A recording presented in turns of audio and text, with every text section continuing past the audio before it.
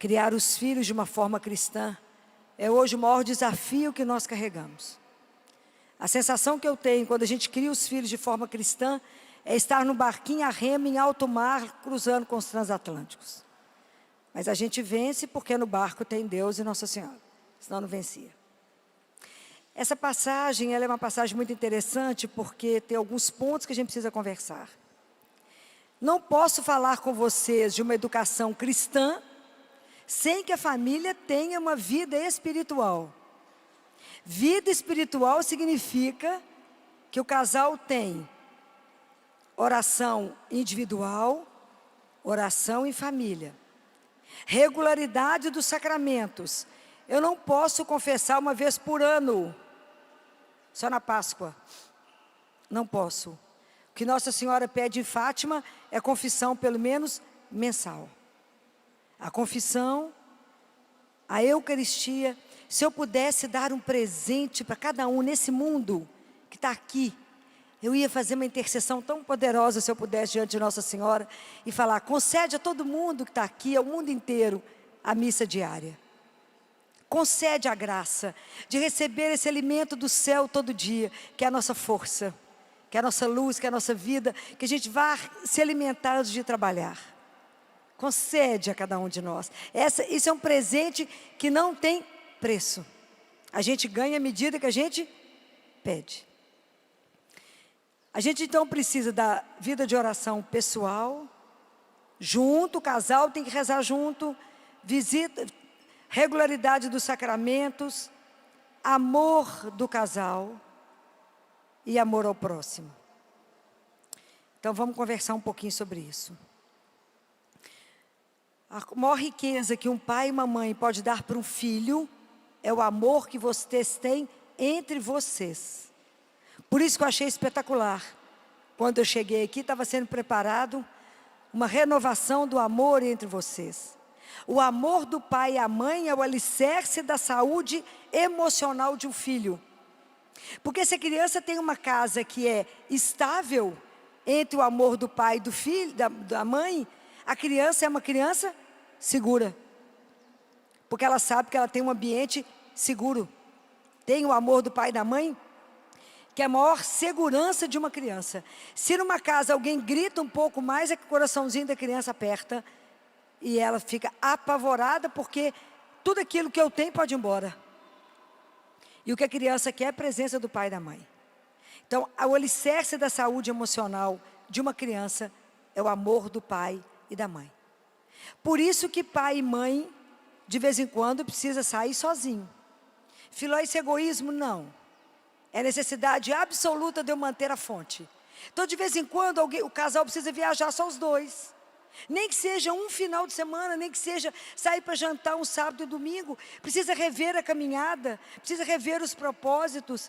Precisam fazer o que vocês fizeram aqui agora, de renovar a opção de continuar o caminho. Aliança não é, casamento não é uma aliança de amor? Então eu quero continuar caminhando com você por mais esse ano, por mais 2, até o fim da vida. E isso é extremamente importante. Por quê? Olha que coisa impressionante. Quando Nossa Senhora encontra Jesus, vocês imaginem a angústia desse casal. Perdeu Jesus 3 dias. E não foi qualquer menino, né? Foi o Filho do Altíssimo. Perderam. Na época não tinha celular para poder localizá-lo, não tinha Bíblia, tinha nada. Não tinha nada para localizar esse menino. E aí quando Nossa Senhora chega no templo, ela não fez como a maioria das mães fariam. O que as mães iam falar? Menino, você quer matar sua mãe? O que foi que ela falou? Teu pai e eu estávamos aflitos. Unidade do casal. Unidade. Gente, mas isso é tão importante que vocês não têm noção do que eu estou falando. O casal tem que dar essa força, essa unidade para a criança. Isso é uma sustentação para ela. Isso para ela é uma base sem noção. Vocês não têm dimensão. O que significa para uma criança teu pai e eu? Está escrito em Marcos capítulo 3, versículo 25. A casa que divide contra ela não vai ficar de pé. Então o pai não pode falar uma coisa e a mãe pode falar outra. Tem que ter uma unidade do casal. Unidade. Então isso é uma coisa importantíssima que vocês precisam pensar no que eu estou dizendo a vocês. Teu pai e eu. E a palavra termina falando que eles desceram para Nazaré e que Jesus era submisso a eles, ok? Por que Jesus era submisso a eles? Porque primeiro, Nossa Senhora e São José eram submissos a Deus. Então, para que o filho seja submisso a vocês, sejam vocês submissos a Deus. Isso é de uma seriedade. Porque a gente tem que exercer dentro de casa uma coisa que se chama autoridade. A autoridade não é autoritarismo. O que significa autoridade? A autoridade, eu estou ao seu lado até você crescer e dar conta de tomar as suas decisões sozinhos. Hoje em dia o mundo tem muita dificuldade dessa palavra autoridade, e os pais começaram a fazer da criação dos filhos o tal do pai amigão. Tem pai amigão não, pai é pai, mãe é mãe. Não existe, nós estamos falando de família, não estou falando de república.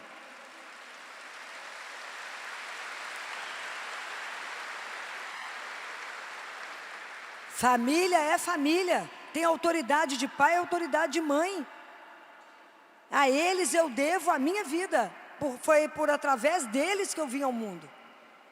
Então eu tenho que ouvir o pai e a mãe e dizer sim senhor e sim senhora. Não é essa confusão que está existindo hoje mais não. Temos que colocar as coisas nos trilhos.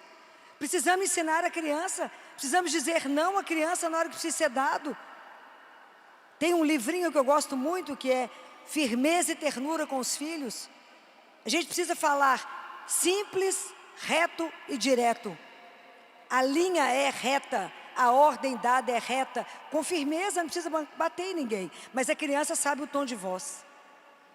A criança precisa entender que dentro de uma casa tem uma hierarquia. Teve um casal que viajou muitos quilômetros para chegar no meu consultório. Sabe qual a razão da consulta? Estava a mãe, a avó e o pai. E um menino terrivelmente esperto de 5 anos de idade, terrível, custoso. E eu tenho uma casinha grande no consultório, que os meninos brincam lá, tem cozinha, geladeira, micro-ondas, o que eles quiserem. E ele não sabia se entrava ou não na casinha me olhando.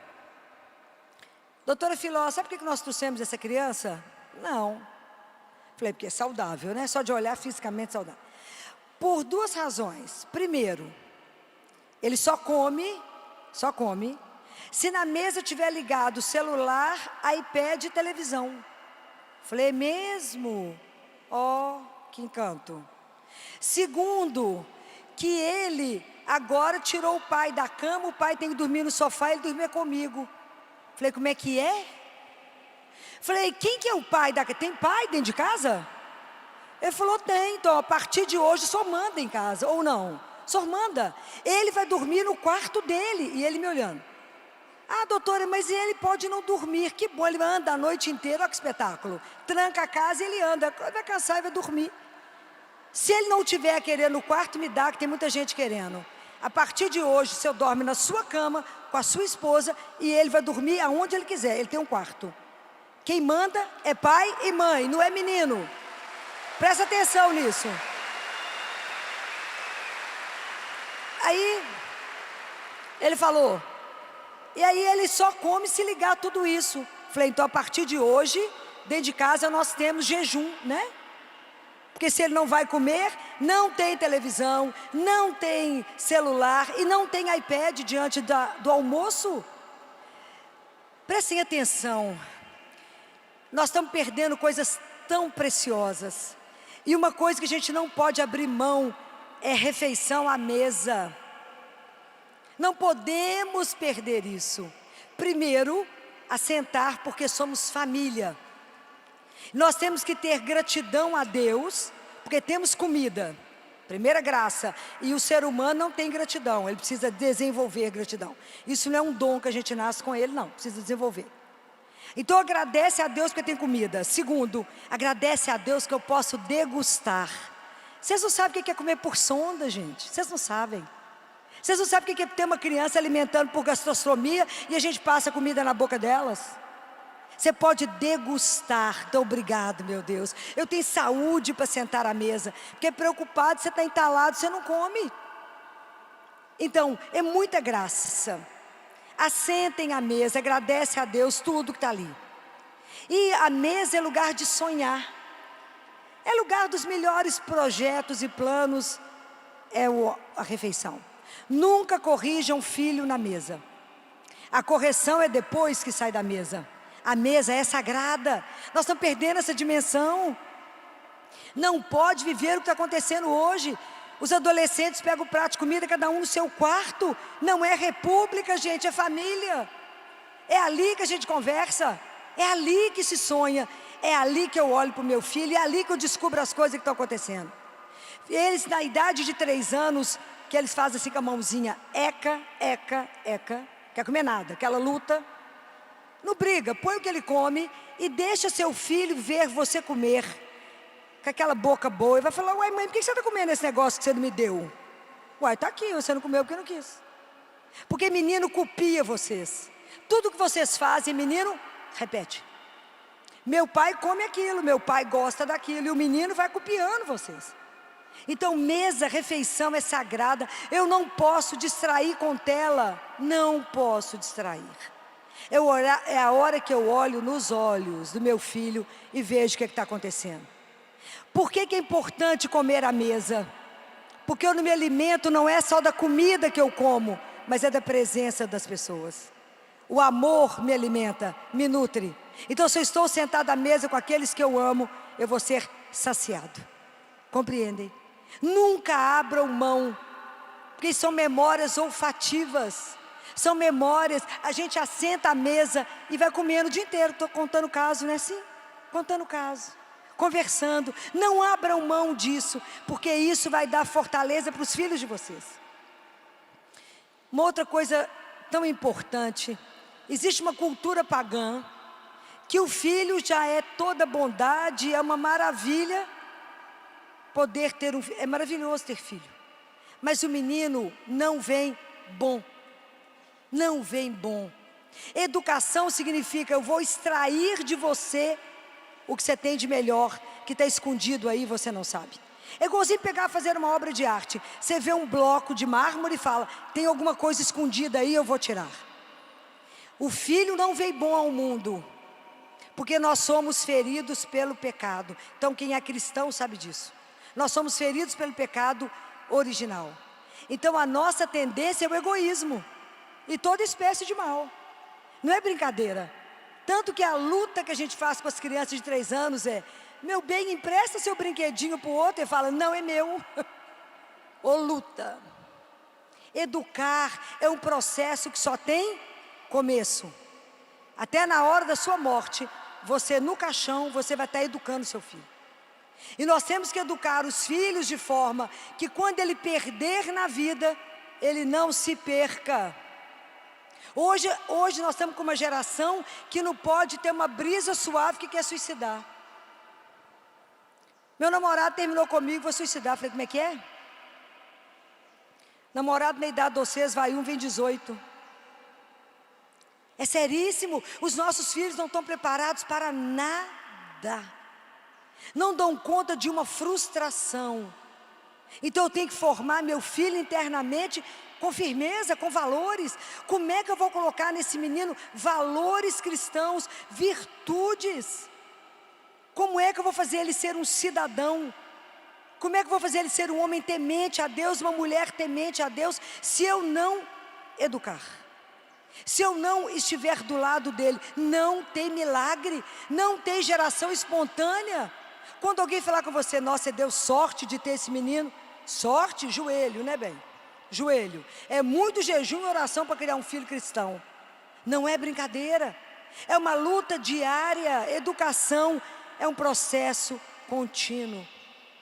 E educar nesse mundo pagão não está brincadeira. É um desafio de todos os dias. Não é fácil. Então, guardem isso, não terá geração espontânea se você não se envolver. E se envolver significa, não é ter um pouquinho de tempo com meu filho antes de eu ir trabalhar. Nem à noite antes de ligar a abençoada da televisão, que eu mando todo mundo desligar. Senão já não tem tempo. Eu vou dizer uma coisa para vocês. Olhe para os filhos de vocês. Bota reparo. A gente só consegue ver quando bota reparo. É impressionante, tem que ser visto. Tem que olhar para o filho. Se eu não olhar, eu não vejo. Então presta atenção no que eu vou dizer a vocês.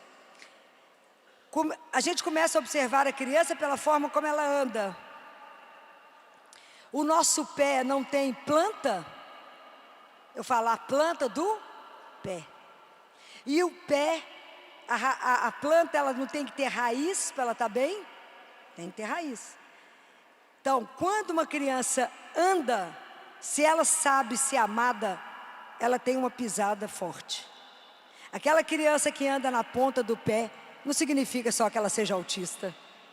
Ela pode não se sentir amada. Ela pode não sentir que ela tem um lugar no mundo. E é como se ela entrasse escondida, como se não pudesse fazer barulho. Presta atenção nisso. Presta atenção na forma que a criança te mostra a vida. Porque quando você tem filho, o filho pega o espelho, vira para você e fala: assim que é você, pai, ó. Assim que é você, mãe, ó. Ele te mostra. Por isso é tão difícil ser pai e mãe. A parentalidade, ela é construída. Não se nasce pai, não se nasce mãe, mas torna-se pai e mãe. Com a ajuda de Deus, Nossa Senhora, hoje não dá conta. Não dá conta.